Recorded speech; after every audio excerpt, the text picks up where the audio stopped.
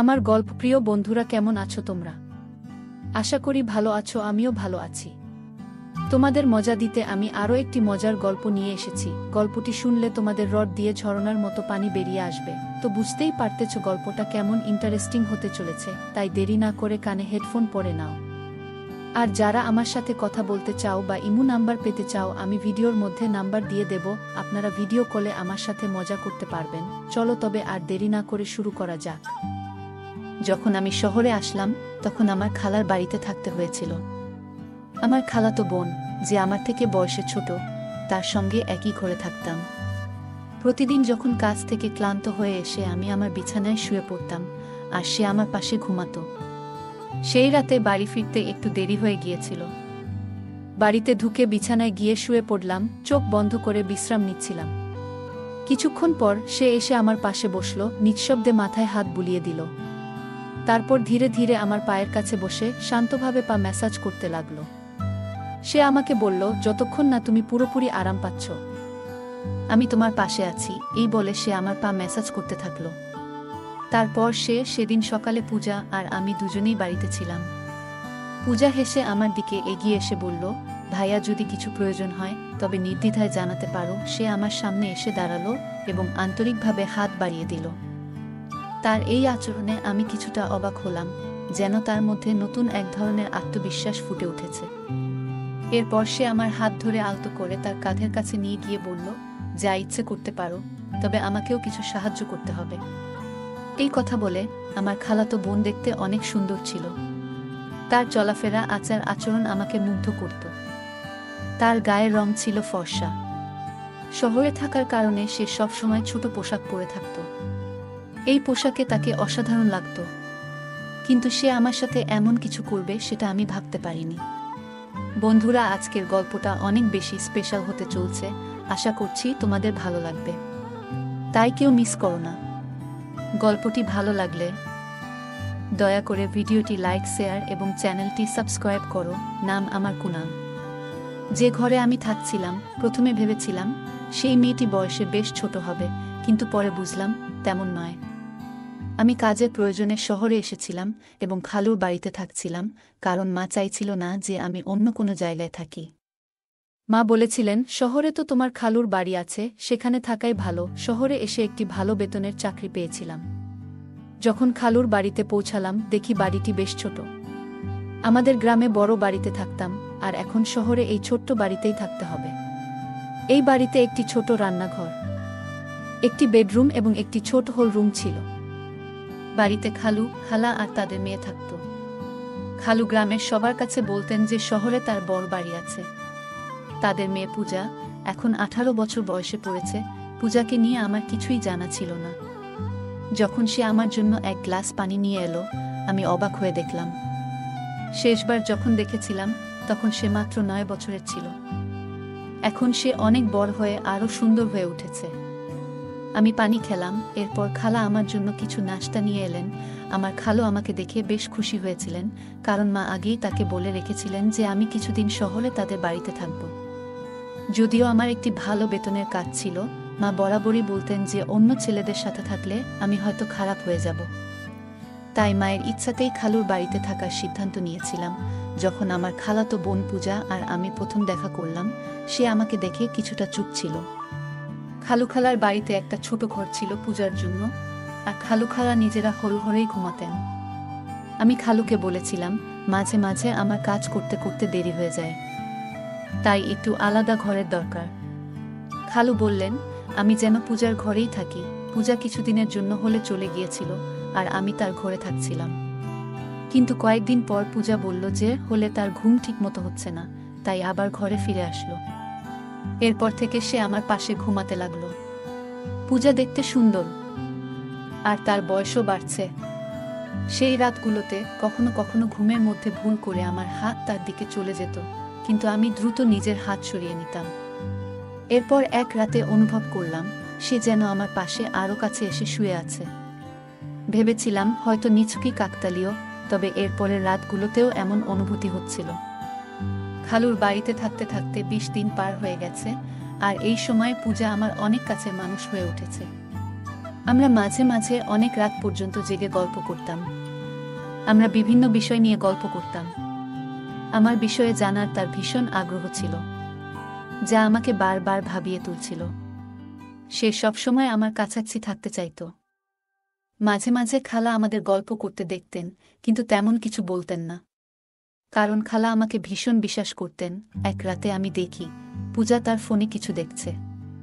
কৌতূহলবশত আমি তার ফোনে উঁকি দিতে গিয়েছিলাম, কিন্তু সে সঙ্গে সঙ্গে ফোন বন্ধ করে দিল। তখন আমি তাকে মজা করে ফোনটি দিতে বললাম, কিন্তু সে ফোন না দেওয়ার জন্য অনুরোধ করল।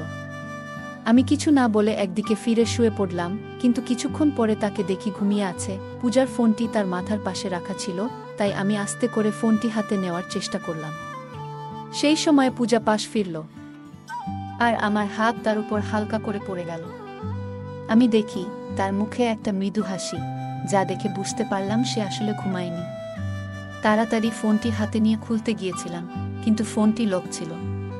পূজা তখন হাসছিল, বুঝলাম হয়তো সে আগে থেকেই সব জানত। কিছুক্ষণ পর আমি চুপচাপ ঘুমিয়ে পড়লাম। এরপর কিছুদিন কেটে গেল, আর আমার মাসের বেতনও এসে গেল। খালুর বাড়িকে নিজের বাড়ির মতোই মনে করে পূজার জন্য একটি নতুন পোশাক, খালুর জন্য ফর্মাল পোশাক, আর খালার জন্য একটি সুন্দর শাড়ি কিনে বাড়ি ফিরলাম। আমি পূজার জন্য কিছু জিনিস কিনে নিয়ে আসলাম, যা দেখে খালা খুব খুশি হলেন। পূজা এখন আমার সঙ্গে আগের চেয়ে অনেক খোলামেলা কথা বলতে শুরু করেছিল। এমনই এক রাতে আমি পানি খেতে উঠে দেখি পূজা আমার পাশে নেই। ঘরের দরজাটাও খোলা ছিল। বাইরে গিয়ে দেখি রাত তখন 2টা বাজে। পূজা হলের পর্দা সরিয়ে কিছু দেখার চেষ্টা করছে। কৌতূহলবশত আমি তার পেছনে দাঁড়িয়ে দেখার চেষ্টা করলাম যে সে এত রাতে কি দেখছে। পূজার পাশেই দাঁড়ালাম, আর সামনের দৃশ্য দেখে তাকে আলতো করে পাশ ফিরিয়ে নিয়ে গিয়ে হাত ধরে ঘরে নিয়ে এলাম। আমি বললাম, পূজা, এটা ঠিক নয়। রাতে মা বাবার ব্যক্তিগত সময়ে উকি মারা মোটেই সঠিক নয়। পূজাকে এইভাবে দেখায় আমার একটু বিরক্ত লাগলো, আর সে দ্রুত ক্ষমা চেয়ে বলল, ভাইয়া, দয়া করে এই বিষয়টি নিয়ে কাউকে বলো না। আমি আর কখনো এমন কিছু করব না। আমি কিছু বুঝতে পারিনি। আসলেই পূজার ভুলটা হয়তো খুব বেশি ছিল না। খালু খালার মেয়েটা বড় হয়ে উঠেছে, আর তাদের এখন কিছুটা ব্যক্তিগত পরিসর দরকার। পরের দিন আমি খালুকে বললাম, খালু, এখন সময় এসেছে আপনি একটা বড় বাড়ি কেনার কথা ভাবেন। আমি খালুকে বললাম, এখন আমাদের পূজা বড় হচ্ছে, ওর নিজের একটা আলাদা ঘর দরকার, আর আপনাদেরও। বড় বাড়ি হলে সবার জন্য ভালো হবে। খালু বললেন, 3 জন মানুষের জন্য বড় বাড়ির দরকার নেই। তুমি এসে চতুর্থ হয়েছ, কিন্তু আমাদের এখনো কোনো অসুবিধা হচ্ছে না। তাহলে বড় বাড়ির প্রয়োজন কেন? খালুর এ উত্তর শুনে আমার মুখটা একটু মলিন হয়ে গেল। ঠিক তখনই আমার ফোন বাজল। ফোনে মা ছিলেন। মা বললেন, আমি তোমাকে একটি মেয়ের ছবি পাঠিয়েছি, দেখো তো তোমার কেমন লাগে। আমি মাকে জানালাম, মেয়েটি দেখতে বেশ ভালো লেগেছে। মা এতে খুশি হয়ে জানালেন 20 দিনের মধ্যে বিয়ের ব্যবস্থা করবেন। 20 দিন পর আমার বিয়ে হয়ে গেল। কিছুদিনের ছুটি কাটিয়ে আমি আবার কাজের জন্য শহরে ফিরছিলাম।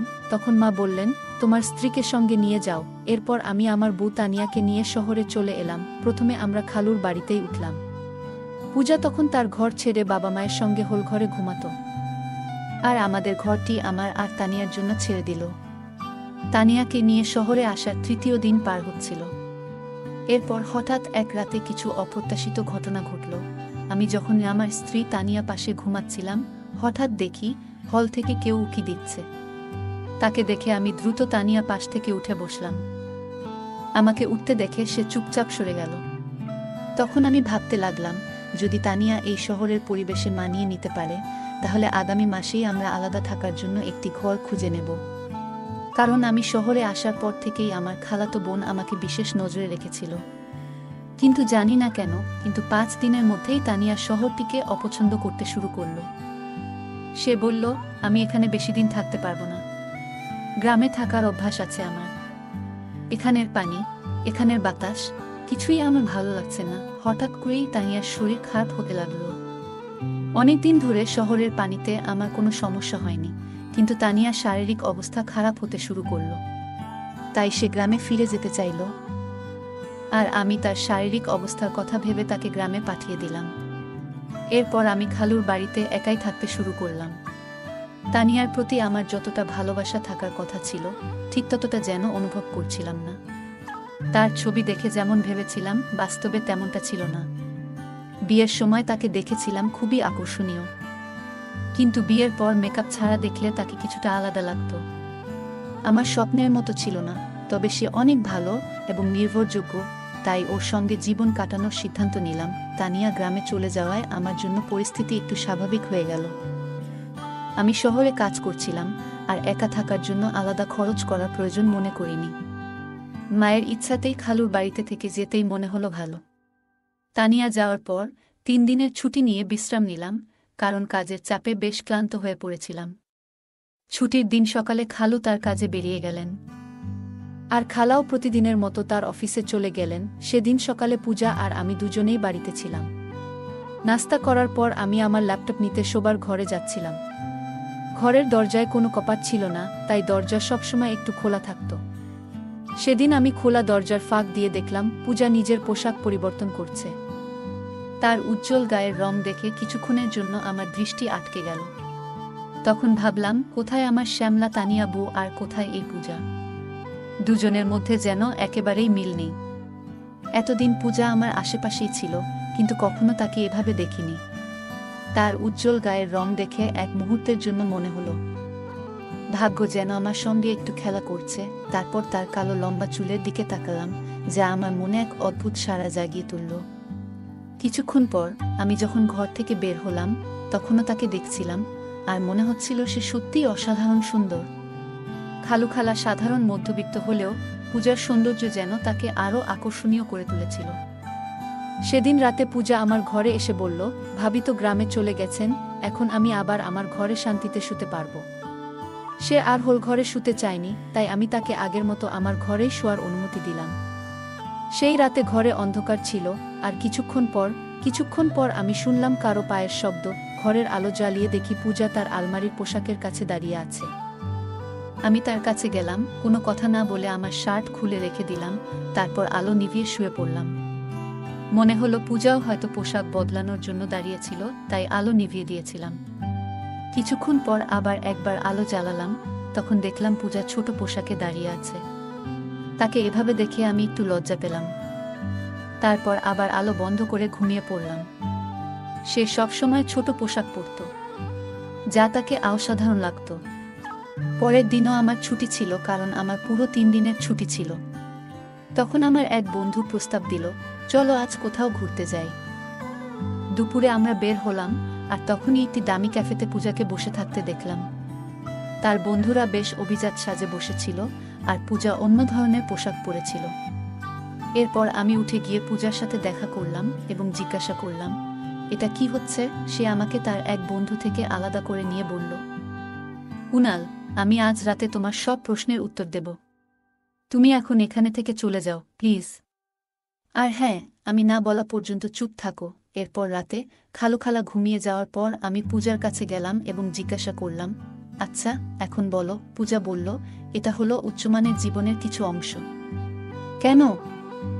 আমি কি এভাবে থাকতে পারি না? পূজা 18 বছরের একটি মেয়ে হলেও তার কথাবার্তা ও আচরণে এক ধরনের পরিবর্তন লক্ষ্য করলাম। কথা বলতে বলতে সে আমার আরও কাছে চলে আসে। আমার বিয়ের পর থেকে আমি অনুভব করেছি যে এক নারীর সঙ্গ কতটা বিশেষ, আর পূজাকে কাছে পেয়ে আমি যেন একটু বিভ্রান্ত হয়ে পড়লাম। তবে নিজেকে সামলে নিয়ে আমি তাকে কিছুটা দূরে সরিয়ে দিলাম। সেদিন রাতে আমি তাকে দূরে রেখেই শুয়ে পড়লাম এবং সকালে ওঠার আগেই ঘর থেকে বেরিয়ে গেলাম। আমি বসার ঘরে বসে সকালে নাস্তা করছিলাম, তখন দেখলাম পূজা একটু অস্বাভাবিকভাবে হাঁটছে। বুঝতে পারছিলাম না কেন সে এমনভাবে হাঁটছে। মনে হলো হয়তো তার পায়ে কিছু হয়েছে। যখন খালা পূজাকে এভাবে হাঁটতে দেখলেন, তিনি জিজ্ঞাসা করলেন, পূজা, তুমি এমনভাবে হাঁটছো কেন? পায়ে কিছু হয়েছে নাকি? পূজা সরাসরি আমার দিকে তাকিয়ে বলল, কুনালি ভালো জানে আমার পায়ের কি সমস্যা হয়েছে। তার এভাবে ইঙ্গিত করায় আমি কিছুটা বিব্রত বোধ করলাম, কারণ আমি নিজেই জানতাম না কেন সে আমাকে এভাবে বলল। এরপর আমি খালাকে বুঝিয়ে বললাম যে রাতে শুতে গিয়ে পূজার পা হয়তো বিছানার কোণে লেগে গিয়েছিল। পূজা সকাল থেকে আমাকে খুব অদ্ভুত দৃষ্টিতে দেখছিল। আমি ভাবলাম খালা কাজের জন্য বেরোলেই তাকে জিজ্ঞাসা করব কেন সে এমন মিথ্যে বলেছিল। সে তখন বলল, আজ তো শুধু মায়ের সামনে এমন হাঁটছিলাম, কাল বাবার সামনেও একইভাবে হাঁটব। আমি আরও অনেক কিছু করতে পারি, যদি তুমি আমাকে আমার ইচ্ছামতো কিছু না দাও। আমি পূজাকে বললাম, যখন তোমার এমন কিছু প্রয়োজন নেই তখন কিভাবে তোমায় আমি কিছু দিতে পারি? পূজা আমার দিকে এগিয়ে এসে হেসে বলল, যা প্রয়োজন তা চাইলেই নিতে পারো। সে আমার সামনে দাঁড়িয়ে হাত বাড়িয়ে দিল। তার আচরণে আমি একটু অবাক হলাম। এরপর সে আমার হাত ধরে আলতো করে তার কাঁধের কাছে নিয়ে গেল এবং বলল, তোমার যা ইচ্ছা করতে পারো, তবে আমাকে কিছু সাহায্য করতে হবে। হঠাৎ মনে পড়ল, হয়তো গত রাতে পূজা আমার কাছ থেকে কিছু আর্থিক সাহায্য নিতে চেয়েছিল, কিন্তু আমি তখন কিছু বলিনি। এখন তার কথায় মনে হলো সে আসলেই কিছু সহযোগিতা চাচ্ছে। আমি শান্তভাবে বললাম, এভাবে চাওয়াটা ঠিক নয়, কিন্তু সে আমার কথা শুনতে আগ্রহী নয় বলে মনে হলো এবং পুনরায় আমার দিকে হাত বাড়ালো। পূজা বলল, এখন আমাদের মাঝে আর কেউ নেই, তুমি যা চাও নিতে পারো।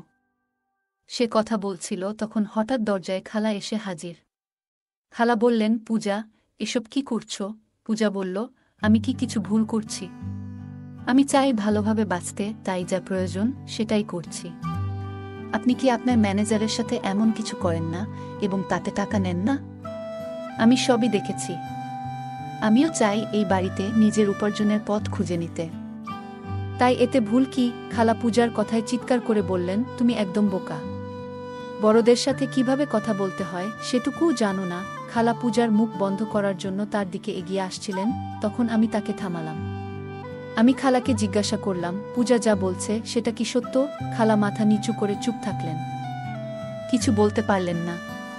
তখন আমি বললাম, খালা, আপনি কি জানেন এসব দেখে পূজা কতটা প্রভাবিত হয়েছে? আমি এই বাড়িতে আসার পর একবার নয়, দুবার পূজাকে আমার পকেট থেকে টাকা নিতে দেখেছি। শুধু একবার নয়, একাধিকবার আমার টাকা হারিয়েছে। হয়তো আপনাদের আচরণের কারণেই সে এমন করছে। আমি সবসময় শান্ত থাকতাম, এই পরিবারের কোনো সদস্যের উপর কখনো সন্দেহ করিনি।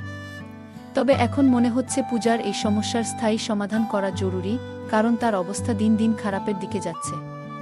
পূজাকে টাকা নিতে দেখার পর থেকেই আমি তার দিকে নজর রাখছিলাম। সে এখন আমার সামনে আর টাকার জন্য চেষ্টা করতে পারছে না। তবে জানতাম না সে এমন কোনো পথ বেছে নেবে। এবার সত্যিটা বলুন, খালু যখন বাইরে থাকেন তখন আপনারা দুজন কি করেন? আমার প্রশ্নে খালা কেঁদে ফেললেন এবং বললেন, দয়া করে শান্ত থাকো, আর তোমার খালুকে এসব কিছু বলো না। আমি একবার কোম্পানির এক সহকর্মীকে কাজে সাহায্য করতে গিয়েছিলাম। তারপর থেকে তার নজর আমার দিকে পড়ে এবং আমাদের মধ্যে সম্পর্ক তৈরি হয়। এই সম্পর্ক শুধুই টাকার কারণে। তোমার খালুর কাছে টাকা থাকলেও তিনি আমাদের ঠিকমতো খুশি রাখতে পারেন না, এমনকি নিজের প্রয়োজনেরও খেয়াল রাখেন না। তাই কোম্পানির ম্যানেজার থেকে যে অর্থ পাই তা দিয়ে আমি আর পূজার প্রয়োজন মেটাই। তোমার খালুর শহরে আরেকটি বড় বাড়ি আছে, তবে সেটি ভাড়া দিয়ে তিনি কিছু আয় করেন। খালা বললেন, তোমার খালুর সাশ্রয়ী মনোভাবের কারণে আমাদের এমন ছোট্ট একটি ঘরে মানিয়ে নিতে হয়েছে। এতে আমাদের জীবন কঠিন হয়ে উঠেছে, তবে এখন আমার ভুল বুঝতে পেরেছি। তারপর খালা পূজার দিকে তাকিয়ে বললেন, পূজা, আমাকে ক্ষমা করো। আমি আজ থেকে চাকরি আর ম্যানেজারের সাথে সম্পর্ক ছেড়ে দেব। পূজা বলল, মা, আমি ইচ্ছে করেই এসব করেছি যাতে আপনি এই পথ ছেড়ে দেন। যখন কুনাল দাদাভাই আমাকে টাকার জন্য সন্দেহ করেন তখন তাকে পুরো সত্যটা বলেছিলাম। আপনি নিজের কর্ম নিয়ে ভাবেননি, আর আমার চোখ খুলে দেওয়ার জন্য কুনাল দাদাভাইয়ের প্রতি আমি কৃতজ্ঞ। আজ আপনি যেমন নিজের ভুল বুঝলেন, আমিও আমার ভুল বুঝেছি পূজা, এবং আমি মিলে খালাকে তার ভুলের কথা মনে করিয়ে দিলাম। আমিও তাকে বোঝালাম এবং একটি ছোট্ট পরিকল্পনা সাজানোর পরামর্শ দিলাম। শেষমেশ খালা আমার কথা মেনে নিলেন এবং পূজাকে নিয়ে চিরদিনের জন্য তার নিজের বাড়ি চলে যাওয়ার সিদ্ধান্ত নিলেন। এরই মধ্যে খালু হঠাৎ একটি সিদ্ধান্ত নিলেন, ছোট বাড়িটি ছেড়ে শহরের বড় বাড়িতে স্থানান্তর করার। খালুর এই সিদ্ধান্ত শুনে খালা এবং পূজা দুজনেই খুশি হল এবং আমাকে ধন্যবাদ দিল। সেই দিন থেকেই খালু তার সাশ্রয়ের অভ্যাস অনেকটাই কমিয়ে আনলেন। আমিও জীবনের পথে মায়ের কাছ থেকে শিখেছি যে অর্থ বাঁচানো গুরুত্বপূর্ণ, তবে পরিবারের মানুষদের খুশি রাখাও সমান জরুরি। যদি কেউ সবসময় তার স্ত্রী ও সন্তানদের সব কিছুতেই মানা করে, তবে তারা ভুল পথে যেতে পারে। একজন মানুষ তার পরিবার এবং নিজের জন্যই উপার্জন করে। সঞ্চয় করা ভালো, তবে নিজের পরিবারকে কষ্ট দিয়ে নিজের জীবনকে সীমাবদ্ধ রেখে সঞ্চয় করা ঠিক নয়। অতিরিক্ত সাশ্রয়ী মনোভাবের কারণে কখনো কখনো আমাদের পরিবারের কেউ দুর্ভাগ্যের মুখোমুখি হতে পারে। তাই টাকা জমাতে হবে, তবে এতটাই যেন আমরা আমাদের জীবন উপভোগ করতে না ভুলে যাই। পরিবারকে ভালো রাখার জন্য টাকা জমানো প্রয়োজন, তবে পরিবারের সদস্যদের প্রতি যত্ন ও খুশির বিষয়টি ত্যাগ করা ঠিক নয়। যদি পরিবারের সঙ্গে যুক্ত কেউ অতিরিক্ত সাশ্রয়ী হয়, তবে এর নেতিবাচক প্রভাব হতে পারে। অর্থ জমানোর সাথে সাথে পরিবারের সদস্যদের চাহিদা এবং মানসিক অবস্থার প্রতিও যত্ন নেওয়া জরুরি। পারিবারিক সমস্যাগুলি সময়মতো আলোচনা করে সমাধান করা প্রয়োজন। যদি খালা এবং পূজার মধ্যে কথোপকথন না হতো, তাহলে সমস্যাগুলি আরও জটিল হয়ে উঠত। একে অপরের কথা শোনা, ভুল বোঝাবুঝি দূর করা এবং সমস্যা নিয়ে খোলামেলা আলোচনা করা অনেক ক্ষেত্রে সমাধানের পথ খোলে। একজন মানুষ তার পরিবারের জন্যই পরিশ্রম করেন, তাই তাদের সুখ ও সন্তুষ্টি নিশ্চিত করাও তার দায়িত্ব। পরিবারের চাহিদা পূরণে সচেতন না হলে সদস্যদের মাঝে অসন্তোষ জন্মাতে পারে এবং তারা ভুল পথে যেতে পারে। গল্পের শেষে খালা ও খালু তাদের ভুল বুঝতে পেরে পরিবর্তনের সিদ্ধান্ত নেন। আমাদের জীবনেও অনেক সময় ভুল হতে পারে, তবে সেগুলো থেকে শিক্ষা নিয়ে সম্পর্কগুলো আরও মজবুত করে তুলতে হবে। গল্পটি আমাদের শেখায়, সমস্যাগ্রস্ত কাউকে সহানুভূতির সাথে বোঝানো এবং সঠিক পথে নিয়ে আসা একজন ভালো মানুষের বৈশিষ্ট্য। বন্ধুরা, যদি এই গল্পটি ভালো লেগে থাকে, তাহলে দয়া করে ভিডিওটি লাইক করুন এবং আমাদের চ্যানেলটি সাবস্ক্রাইব করুন। পাশে থাকা বেল আইকনটি প্রেস করুন, যাতে করে আমরা যখনই নতুন ভিডিও আপলোড করি, তার নোটিফিকেশন সবার আগে আপনার কাছে পৌঁছে যায়। ধন্যবাদ, দেখা হবে আমাদের পরবর্তী ভিডিওতে। আজকের গল্পটি এ পর্যন্ত। এতক্ষণ সাথে থাকার জন্য ধন্যবাদ। দেখা হবে পরবর্তী কোনো ভিডিওতে।